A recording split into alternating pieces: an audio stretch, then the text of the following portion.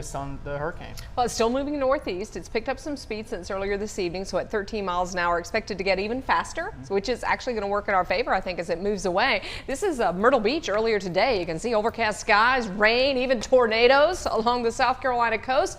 That was one of the bad parts with this storm. And then we've got storm surge, and I think what's going to happen is a lot of this over the southern North Carolina coast is going to happen when it's dark, and so we'll be waking up and sort of seeing the destruction that is left behind as Dorian moves right up the coast. Now, here at home, it's been okay, right? We've had some breezes around, some steady rain in the eastern triad. So if you're in Alamance and Randolph County, you still have some showers right now. Tomorrow morning, we'll be drying out, we'll be clearing out, and then we've got breezes still with us on the backside of this storm and behind the front that's helping to push the storm out into the Atlantic. Tomorrow afternoon, it's warm, pushing 90 degrees, but not terribly humid because the air on the other side of this front is a little drier. And boy, you can see how it's interacting with our hurricane now. Still a Category 2 storm. Forecast track by 8 a.m. has it between Cape Lookout and Cape Fear.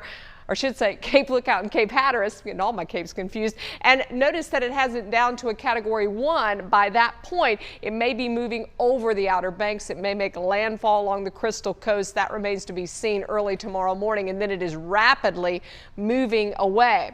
The maximum wind gust today, of course, a little farther to the south. We haven't seen the max so far up into our area, but they've been seeing 60 to 70 mile-per-hour winds from Myrtle Beach down to Charleston. These are the latest wind gusts that we're getting from Atlantic Beach close to 50, Emerald Isle just over 50, Surf City with a gust of 53, Topsail at 52.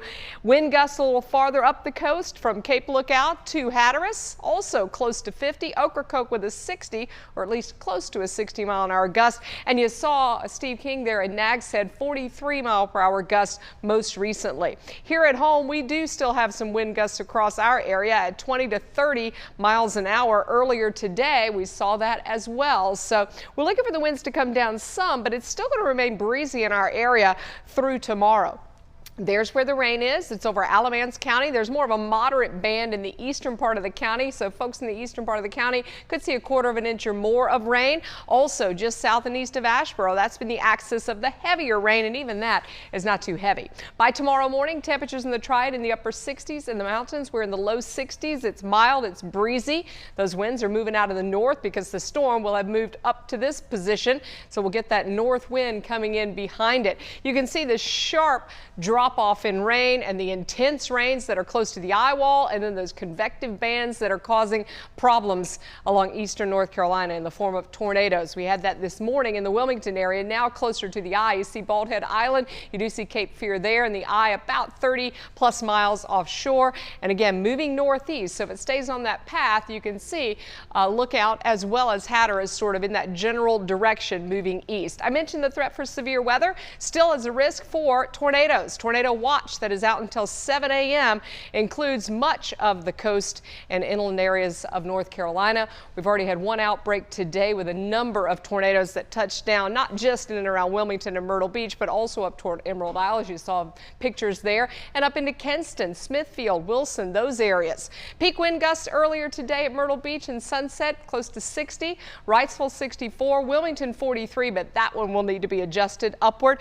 Also, Bogue Inlet Pier at 49, Jeanette's Pier at 41, Cape Lookout with a 48 mile an hour wind gust, but we're seeing those go up right now. Let's look at future wind gusts. This will take us through the overnight into early tomorrow morning. So this is about 4 a.m. tomorrow, and you see the gusts are 60, 70 miles an hour, and also this forecast model showing the eye staying relatively offshore. Then if you notice on the back side of this, even through 8, 9 o'clock tomorrow morning, the winds are still up along the Crystal Coast, and eventually they will go down into Friday afternoon.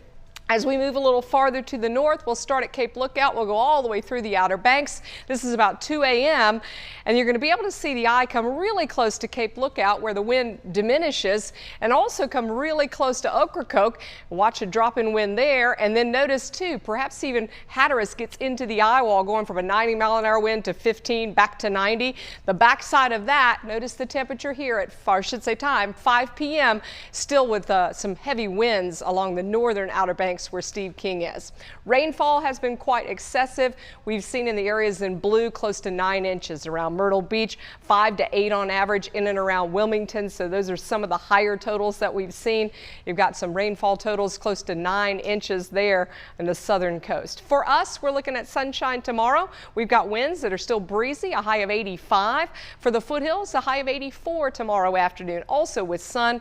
And then in the mountains, you're looking at temperatures in the upper 70s tomorrow and breezy conditions as well. We're definitely keeping it dry for Saturday and Sunday. It's warm, but it's not too humid with sunshine.